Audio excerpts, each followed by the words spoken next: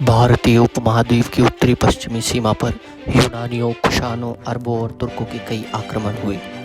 ये सभी आक्रमणकारियों की विस्तारवादी नीति के परिणाम स्वरूप थे। भारतीय इतिहास में कई ऐसी लड़ाइयाँ लड़ी गई हैं जिन्होंने इसके इतिहास को हमेशा के लिए पूरी तरह से बदल कर रख दिया।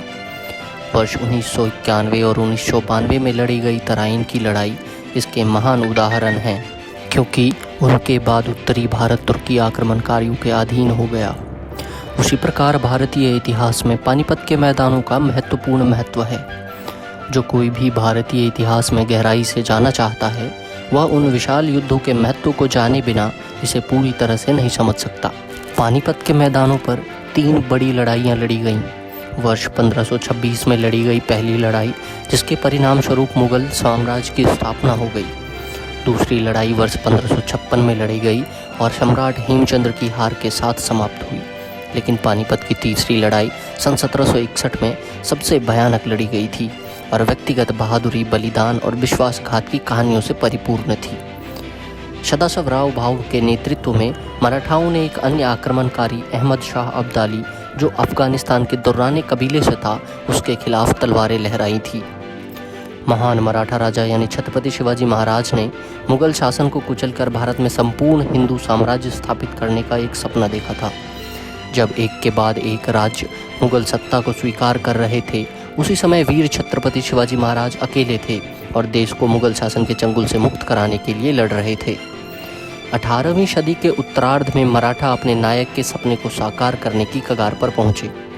पेशवा बालाजी बाजीराव द्वारा भेजे गए राघोबा की सैन्य कमान के तहत उन्होंने 1758 से लेकर 1759 के अंत तक मुल्तान, लाहौर और यहाँ तक कि कश्मीर पर भी विजय प्राप्त कर ली थी। शायद भारतीय 700 वर्षों से भी अधिक समय से यही सपना देख रहे थे। अब तक ऐसा लग रहा था कि भारत अपने स्वराज के सपने को हासिल कर लेगा, लेकिन उसी समय दुर्रानियों का उदय होता है। अहमद शाह अब्दाली का जन्म 1722 में मुल्तान या शायद हेरात में हुआ था। प्रारंभ में वह फारस के शासक नादिर शाह की सेना में सेनापति बन गया। अहमद शाह अब्दाली को आधुनिक अफगानिस्तान के संस्थापक के रूप में भी माना जाता है। कंधार पर कब्जा करने के बाद नादिर शाह ने अब्दाली को भर्ती किया। फारसी राजा को जल्द ही अब्दाली में एक सैन्य जनरल मिल गया और बाद में उन्होंने उसे सिंध और फारस के पूरे क्षेत्र में सबसे बुद्धिमान सैन्य शासक भी मान लिया। मुगलों पर विजय पाने का सपना देखने वाले नादिर शाह की मृत्यु के बाद अहमद शाह अब्दाली ने अफगानिस्तान के शासक और पदी शाह गाजी की उपाधि भी धारण कर ली। मुगलों को कुचलने और भारत की विशाल संपदा पर कब्जा करने का सपना लेकर अहमद शाह अब्दाली ने साल 1747 में पेशावर पर हमला कर दिया और उस पर कब्जा करने में भी सफल रहा। जैसा कि आप सभी को मैंने बताया, मराठाओं ने 1758 तक भारत के उत्तर पश्चिमी हिस्से पर पहले ही कब्जा कर लिया था। राघोबा ने अफगानों के सिंध के पश्चिम में धकेल कर रख दिया था।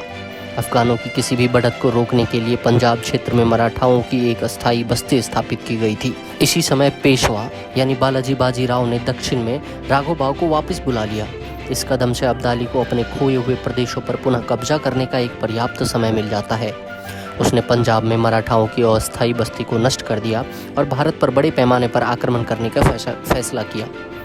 अब्दाली के आक्रमण की खबर पेशवा तक पहुंची और उन्होंने तुरंत दुर्रानी को हमेशा के लिए रोकने के लिए सदाशिवराव भाऊ को नियुक्त किया। एक बार फिर भारतीय आक्रमणकारियों को आगे बढ़ने से रोकने के लिए पूर्णतः तैयार थे। भाऊ के नेतृत्व में पानीपत की लड़ाई से पहले मराठा अगस्त 1760 में दिल्ली पर कब्जा करने में सक्षम रहे। महत्वाकांक्षी भाऊ ने तब अब्दाली की हमलावर सेना की संचार और आपूर्ति लाइन को काटने का फैसला किया, जो कि यमुना नदी के दाईं ओर थी। भाऊ इस उद्देश्य के लिए आगे कुंजपुरा, वर्तमान में हरियाणा तक चले गए। पेशवा बालाजी राव ने अपने 17 वर्षीय बेटे विश्वास राव को भी दुर्रानी के खिलाफ अभियान में भेजा था, लेकिन अफगान घुड़सवार सेना की गतिशीलता ने इस चाल को विफल कर दिया और अब्दाली की सेना को घेरने के बजाय मराठा आक्रमणकारियों से घिर गए। मराठों की आपूर्ति और संचार की लाइन अब दुर्रानी सेना द्वारा काट दी गई थी, जिसके कारण भाऊ ने खुद को पानीपत के क्षेत्र में स्थापित करने का फैसला लिया। मराठा अपनी सेना के अलावा तीर्थ यात्रा के लिए कई अनुयायियों, मुख्य रूप से नागरिकों और गैर लड़ाकू महिलाओं और बच्चों को भी ले जा रहे थे। शायद यह उनकी सबसे बड़ी गलती थी। नवंबर 1760 के अंत में मराठाओं की आपूर्ति लाइनें पूरी तरह से काट दी गईं। सेना, शिविर अनुयायियों और घोड़ों दोनों के लिए भोजन और चारों की भारी कमी थी। तब कई सैन्य कमांडरों ने भाऊ को युद्ध के मैदान में प्रवेश करने के लिए मनाने का फैसला किया। भूखे और कई दिनों से प्यासे मराठाओं ने मकर संक्रांति के दिन दुर्रानी के खिलाफ तलवार उठाने का फैसला किया।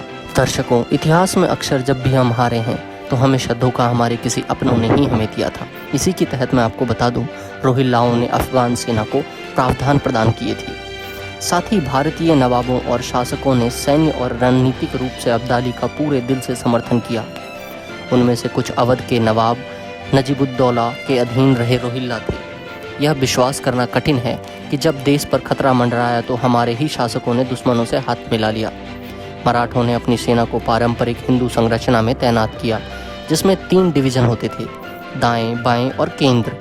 बाईं ओर इब्राहिम गार्डी के अधीन एक बुद्धिमान सैन्य कमांडर था, जिसे तोपखाने, तोपों और युद्ध की पश्चिमी शैली का बहुत अधिक ज्ञान था। गार्डी की इकाई में फायरलॉक और 40 तोपों से लैस लगभग 8 से 9 हज़ार सिपाही थे। उनके पीछे दामाजी गायकवाड़, विठल और जशवंत पवार के नेतृत्व में लगभग 8,000 की मराठा घुड़सवार सेना थी। यह घुड़सवार सेना भालों और तलवारों से सुसज्जित रही। केंद्र की कमान भाऊ के अधीन थी, जो विश्वास राव के साथी हाथी पर सवार थे। दाहिना भाग सिंधिया के अधीन और दाहिना भाग मल्हार राव होलकर के अधीन था। अहमद शाह अब्दाली ने अपनी सेना को अर्धचंद्राकार आकार में तैनात किया। हाफिज रहमत खान, डंडी खान और बंगास खान के अधीन रोहिल्लाओं को चरम दाहिनी की ओर रखा गया था। केंद्र वजीर शाह वली खान के अधीन था, जबकि सूजा और नजीब बाईं ओर तैनात थे। अब्दाली के पास ऊंट से खींची जाने वाली तोप शूटर नाल थी, जिससे युद्ध में महत्वपूर्ण भूमिका निभाई। उसने इन तोपों को अपनी सेना के सामने रख दिया। मोहम्मद की तरह गोरी ने तराइन की दूसरी लड़ाई में भी आरक्षित बल तैनात किया था। उसी तरह अब्दाली ने भी मराठा घुड़सवार सेना से बचाने के लिए अपनी केंद्र इकाई के पीछे एक आरक्षित बल तैनात किया हुआ था। सुबह 9 बजे मराठाओं की वामपंथी शाखा, जो इब्राहिम गार्डी के अधीन थी, उन्होंने अपने भारी तोपखानों के साथ रोहिल्ला की पैदल सेना पर हमला कर दिया। लेकिन हमले में रोहिल्लाओं को ज़्यादा नुकसान नहीं हुआ और गार्डी ने अपने तेज तर्रार सिपाहियों को अब्दाली के दाहिने हिस्से पर हमला करने का आदेश दे दिया। इस बार आक्रमण सफल रहा और रोहिल्लाओं का दाहिना भाग अब खतरे में था। लेकिन गार्डी के लोगों के पीछे मौजूद घुड़सवार सेना ने रोहिल्लाओं के कमज़ोर होते हिस्से पर हमला करने का फैसला कर लिया। अब्दाली की दाहिनी ओर की तोपों से घुड़सवार सेना के आक्रमण को विफल कर दिया गया। इस सगाई के दौरान दोनों पक्षों को भारी नुकसान उठाना पड़ा था।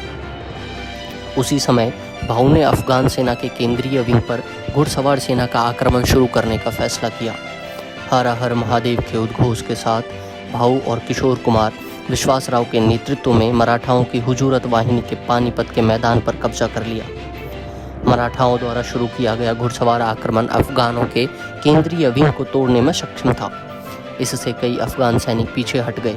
केंद्रीय विंग के नेता यानी वली खान ने अपनी सेना से युद्ध के मैदान को न छोड़कर जाने की अपील की, लेकिन पीछे हटने वाले सैनिकों पर इसका कोई प्रभाव न पड़ा। दोपहर 12 बजे तक अफगानों का दाहिना और मध्य भाग पतन के कगार पर था। अब इसका त्वरित समाधान निकालना अब्दाली की जिम्मेदारी थी। इसी स्थिति को संभालने के लिए अब्दाली ने अपनी आरक्षित सेना यानी नसाक्षी को मराठों के दोनों पक्षों पर हमला करने का आदेश दे दिया। लगभग 2000 नसाक्षिस्क ने भाऊ और इब्राहिम गार्डी की घुड़सवार सेना पर हमला किया। यह कदम लड़ाई में निर्णायक साबित हुआ। लगभग 1 बजे अब्दाली स्थिति को स्थिर करने में सक्षम हो गया और अब मराठा, जो पहले से ही भोजन और पानी की कमी से पीड़ित थे, थक चुके थे। लगभग 8000 नए सैनिकों ने भाऊ की इकाई पर हमला कर दिया। अब्दाली के बाएं पार्श्व ने भी नजीब के नेतृत्व में मराठा केंद्र पर हमला करना शुरू कर दिया। मराठों के दाहिनी और केंद्रीय विंग का संपर्क टूट चुका था और अब वे दोनों असुरक्षित हो चुके थे। दोपहर 2 बजे के आसपास 17 वर्षीय विश्वासराव, जो साहसपूर्वक लड़ रहे थे, अब्दाली के केंद्रीय विंग के तोपखाने से घायल हो गए। इस चोट के कारण किशोर योद्धा जल्दी ही शहीद हो गया और इससे साथी मराठा सैनिकों का मनोबल भी गिर गया। लेकिन भाऊ ने आखिरी सांस तक लड़ने का फैसला किया। इब्राहिम गार्डी की सेना रोहिल्लाओं से घिरी हुई थी। लगभग 3:30 बजे मराठा का दाहिना भाग पूरी तरह से बिखर चुका था और उसके नेता यानी इब्राहिम गार्डी को रोहिल्लाओं ने पकड़ लिया था। अब मराठाओं के लिए एकमात्र उम्मीद भाऊ ही थे, जिसकी संख्या बहुत अधिक थी। युद्ध के इस महत्वपूर्ण क्षण में मल्हार राव होलकर की घुड़सवार सेना इकाई, जो मराठाओं के सबसे दाहिने हिस्से में थी, उसने युद्ध के मैदान से पीछे हटने का फैसला कर लिया।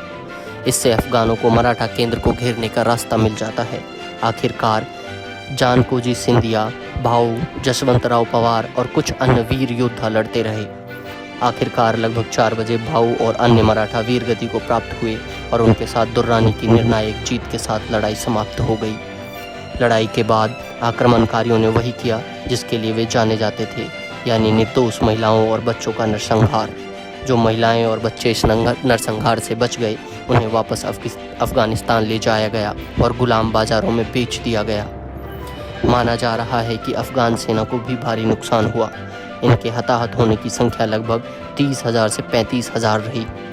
पानीपत की लड़ाई के बाद लगभग 40,000 मराठाओं का नरसंहार किया गया। केवल 10,000-11,000 मराठा दूसरे दिन तक लड़ने के लिए बचे। इन आंकड़ों के कारण पानीपत की तीसरी लड़ाई को 18वीं सदी में लड़ी गई सबसे बड़ी और सबसे घटनापूर्ण लड़ाई माना जाता है। लेकिन अत्यंत वीरता से लड़ने वाले सदाशिवराव भाऊ और विश्वासराव जैसे नामों को हमारे इतिहास ने भुला दिया गया।